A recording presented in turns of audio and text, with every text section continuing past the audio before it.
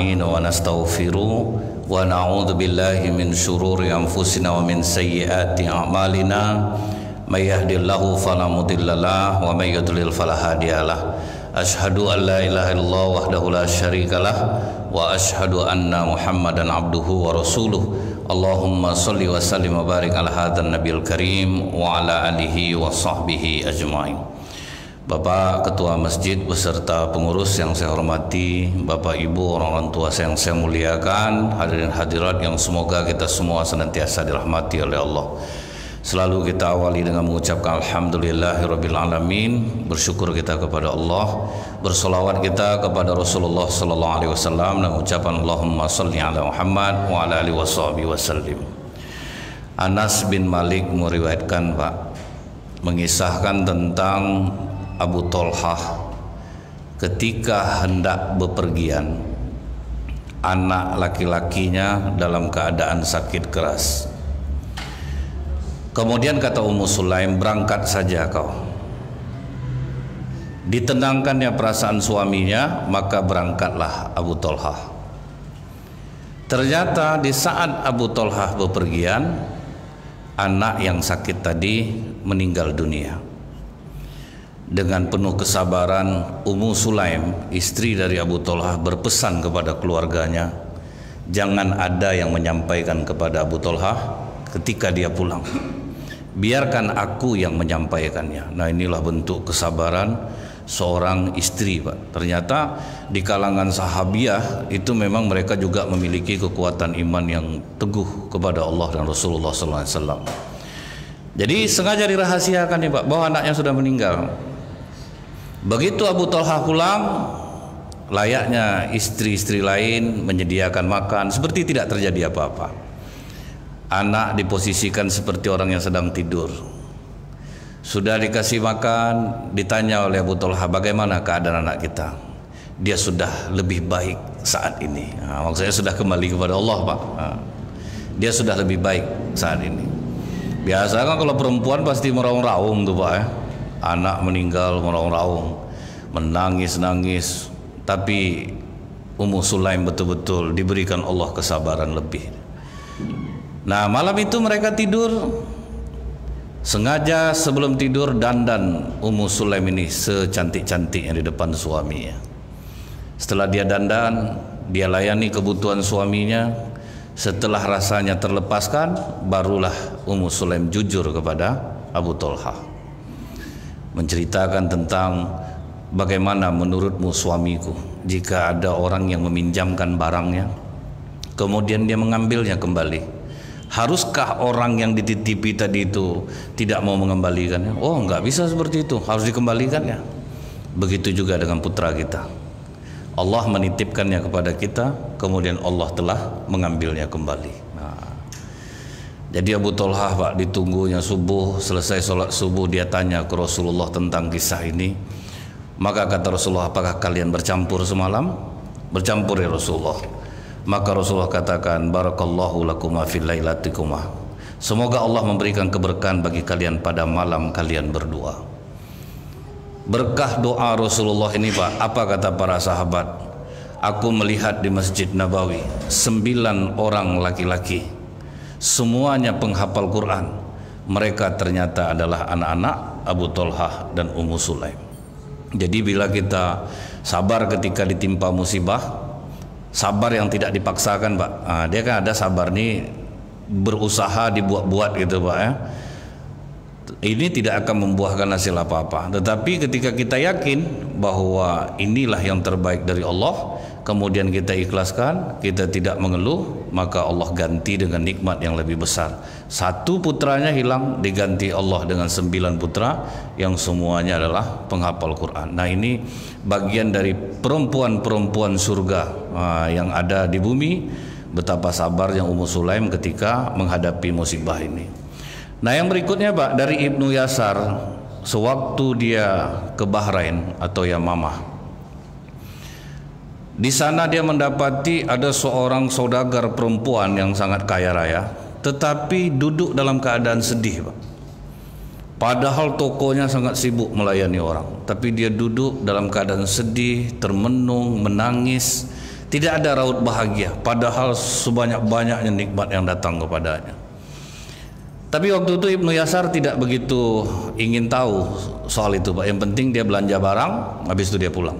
Nah, tapi dia tidak tanyakan kenapa perempuan ini bersedih, padahal karyawannya banyak melayani orang, tapi dia dalam keadaan sedih, menangis, termenung.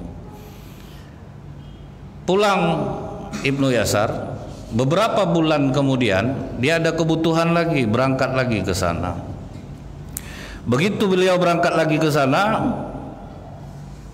didapatinya perempuan itu dalam keadaan tertawa, tersenyum, kemudian tidak ada harta yang tersisa, tetapi perempuan itu malah tersenyum bahagia. Nah, kedua keadaan yang aneh ini, pertama sedih, justru ketika banyak nikmat, justru tidak ada nikmat, dia tersenyum dan tertawa. Disitulah Ibnu Yasar bertanya kepada perempuan ini, dulu sebanyak itu jual beli kau, aku melihatmu dalam keadaan sedih, menangis, termenung. Tapi kok sekarang aku melihat, aku mau beli barang, ternyata barangmu sudah tidak ada, hidupmu susah, tapi kok kau justru malah tertawa. Jawaban perempuan ini, aku bersedih saat itu, aku takut tidak ada lagi bagian kebaikanku di akhirat disisihkan oleh Allah, disebabkan aku tidak pernah mengalami kerugian. Aku tidak pernah mengalami bahaya ketika aku berdagang. Semua orang belanja kepadaku, untungku berlipat-lipat. Justru itu yang kutakutkan. Kalau kita ini Pak malah jadi motivator tuh Pak ya. Kenapa Bapak bisa kaya Pak? Inilah keutamaan sholat duha. Dia justru sedih Pak. Kalau kita kan itu kita anggap keberhasilan berkat ibadah saya, berkat sholat duha saya. Nah, itu di undang-undang tuh Pak nanti tuh Pak ya, menceritakan bagaimana supaya dia kaya. Justru ini perempuan mencontohkan ke kita, belum tentu itu nikmat dari Allah. Nah sekarang katanya, beberapa minggu belakangan ini kemarin terjadi musibah menimpaku, hartaku habis, anakku meninggal dunia. Disitulah aku berharap kepada Allah, semoga Allah menggantikannya untukku di akhirat. Nah jadi ini Pak ya, ini mental perempuan solehah Pak. Ketika banyak duit biasanya itu bukan main lagi Pak, zikir tambah kuat tuh, cerita ke tetangga tuh Pak, makanya Bu rajin kita tahajud malam saya itulah kan. Lalu disampaikanlah ke orang bagaimana ibadahnya, kan kita sering nengok di TV itu Pak. Kenapa Bapak bisa berhasil Pak? Ya berkat sedekah saya, berkat ini saya. Karena ternyata itu belum tentu semuanya nikmat. Justru yang dikhawatirkan tuh kalau udah dikasih semua di dunia, ada enggak bagian nanti untuk kita di akhirat? Nah itu yang dikhawatirkan Pak. Nah Ibnu Yasar begitu sampai di Madinah cerita kepada Abdullah bin Umar. Kata Abdullah bin Umar, perasaan wanita itu persis seperti Nabi Ayub. Nabi Ayub justru ketika kehilangan segalanya, dia mengatakan irhamna ya arhamar rahimin. Engkaulah yang penyayang ya Allah di antara yang penyayang. Di saat Nabi Ayub sakit, istrinya mengatakan, kau kan Nabi, mengapa kau tidak berdoa minta sembuh kepada Allah? Nabi Ayub bertanya kepada istrinya, berapa tahun kita hidup senang? 80 tahun. Berapa tahun aku sakit? 13 tahun. Malu aku minta sembuh kepada Allah. Nah, itu Pak. Jadi ketika ini terjadi sama kita Pak, rezeki datang bertubi-tubi, di saat itu seharusnya kita khawatir ini betul-betul nikmat atau menjadi ujian. Dia kan cirinya ini Pak, begitu nikmat banyak ke kita, bertambah enggak ibadah kita kepada Allah atau makin berkurang? Kalau makin berkurang dia berarti ini istidrat nih Pak, hati-hati nih Pak, sengaja Allah ulur-ulur, nanti baru kita sadar ternyata ini bukan nikmat bagi kita, tapi ini menjadi ujian keimanan bagi kita. Nah ini dari Ahmad bin Ja'far al-Hazzazah, dia berkata ada seorang ulama namanya Abu Turab Pak. Dia memang tidak punya uang, jadi pergi dia mencukur rambutnya. Dia katakan ke tukang cukur rambut ini, maukah kau dengan nama Allah aku meminta untuk dipangkaskan rambutku? Duit memang tidak ada Pak. Senang hati tukang pangkas ini Pak, yang dipangkasnya rambut ulama Pak. Tidak lama setelah itu ada gubernur yang lewat.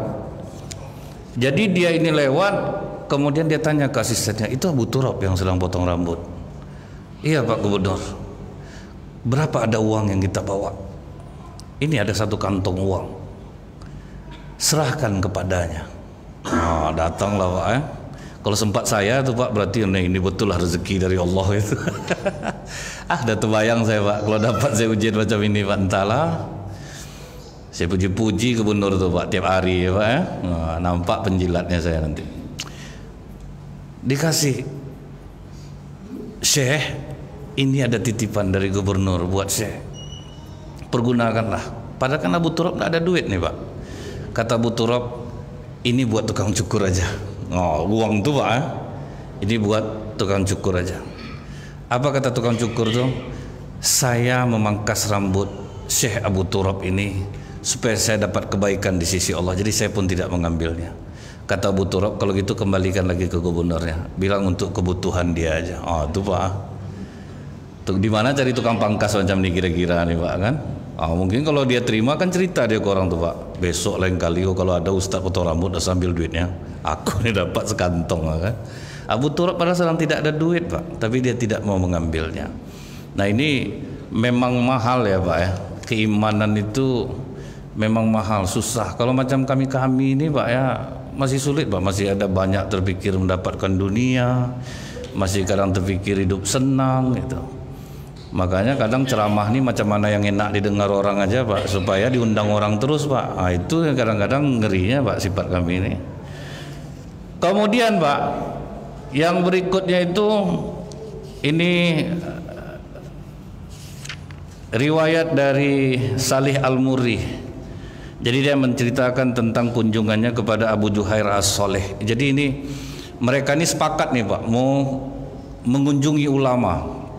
Jadi ada Salih Al-Murri, kemudian juga ada Malik bin Dinar, kemudian juga ada Wasid Sabit Al-Bunani, kemudian ada satu lagi namanya Habib Abu Muhammad. Jadi mereka udah sepakat kita ke tempat Syekh Abu Juhair. Karena Syekh Abu Juhair ini memilih tinggal di pelosok, kemudian dia hidupkan ibadah di masjid di sana. Dia tidak kemana-mana, cuma namanya sudah kemana-mana Pak. Makanya para ulama ini ingin berkunjung lah kepada Abu Juhair ini. Nah begitu mereka habis sholat zuhur bersama-sama, Abu Juhair sedang duduk, didekatilah oleh ulama-ulama ini. Kemudian dia bertanya, ini siapa? Nama saya Muhammad bin Wasi. Aku sudah lama ingin bertemu denganmu, kata Abu Juhair. Aku mendengar kabar bahwa kau ini kuat beribadah, tetapi selalu kau bersyukur atas kekuatan yang diberikan Allah kepadamu, dan kau tidak pernah merasa ibadah itu karena kekuatan dirimu. Jadi itulah Pak, kalau ulama ini saling berjumpa Pak, dia saling mengagumi satu sama lain. Kalau kita kan saling jatuhkan banyak ya Pak ya. Usah ngaji sama ustaz tu lagi, tak pandai deh loh. Kalau ngaji itu sama ustaz nih ya, kita. Tapi ulama ini mencontohkan Pak, mereka saling mengagumi satu sama lain. Padahal Abu Juhair ini dia yang mau dikunjungi Pak, tapi dia puji. Kemudian datang lagi satu lagi, Sabit Al-Bunani. Engkau siapa? Kata Abu Juhair. Aku Sabit Al-Bunani. Aku mendengar kabar tentang dirimu ini. Kau paling panjang di dalam beribadah, paling lama solatmu. Aku sangat mengagumimu dan alhamdulillah aku bertemu denganmu. Kemudian datang lagi Habib Muhammad berdiri. Kemudian apa kata Abu Juhair? Aku mendengar kabar tentang dirimu. Jika kau memohon sesuatu kepada Allah, Allah memperkenankannya. Sangat beruntung sekali aku bertemu dengan kalian. Barulah terakhir Salih Al-Murri.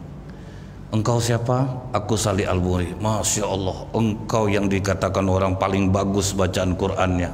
Bolehkah aku mendengar engkau membacakan Quran untukku? Jadi tidak sempat orang untuk, dia yang mengagumi mereka yang berempat nih Pak. Jadi tidak ada senioritas. Kalau kita kan di sini masih ada senioritas tuh Pak. Siapa? Dari mana? Lettington berapa? Senior rupanya. Itu agak lain yang kayak sedikit tuh Pak kan. Tapi ini tidak. Justru dia yang menghargai keempat ulama ini. Nah akhirnya dibacakanlah oleh Salih Al-Murri surah Al-Furqan ayat 23. Wa qadimna ila ma'amilu min amalin faja'alnahu haba'am mansura. Dan kami hadapkan segala amal yang mereka kerjakan, lalu kami jadikan amal itu bagai debu yang berterbangan. Setelah mendengar ini, dan ini ayat pamungkas nih Pak, kalau dipakai untuk ruqyah. ketika untuk menyadarkan jin yang bersembunyi di tubuh orang. Nah, nanti kau akan amal kau ini berterbangan seperti debu yang berterbangan. Nah, itu biasanya sering dipakai orang untuk ruqyah. Mendengar itu meninggallah Abu Juhair ini, Pak. Mendengar ayat itu aja, Pak, ya, dia takut amalan dia itu seperti debu yang berterbangan. Nah, kadang kita kan merasa amal kita udah banyak, Pak. Kadang kita hitung-hitung, Pak, sholat duha udah sekian, berarti tidak perlu sholat sunat zuhur nanti.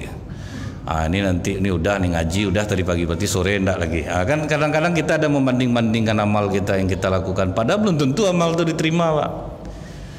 Dia amal yang tersembunyi itu, makanya kalau untuk tawassul, Pak, berdoa kepada Allah dengan amal yang paling ikhlas yang kita lakukan. Nah, kita takutnya itu, Pak, banyak amal kita ini yang belum tentu diterima oleh Allah gitu. Makanya harus banyak juga yang kita sembunyikan, kadang harus ada yang kita sembunyikan gitu. Karena kalau yang terlihat ini belum tentu diterima oleh Allah. Akhirnya saudara perempuan dari Syekh Abu Juhair ini datang, kemudian dia katakan, kenapa? Ini kenapa dengan saudaraku? Kenapa dia meninggal? Apakah Salih Al-Muri membacakan Quran untuknya? Terkejut semua ulama ini, Pak. Kenapa kau mengenal nama Salih Al-Muri? Karena Abu Juhair pernah berkata, kalau Salih Al-Muri yang membacakan Al-Quran kepadaku, mungkin aku akan meninggalkan dunia ini. Itulah feeling dia, Pak, ya.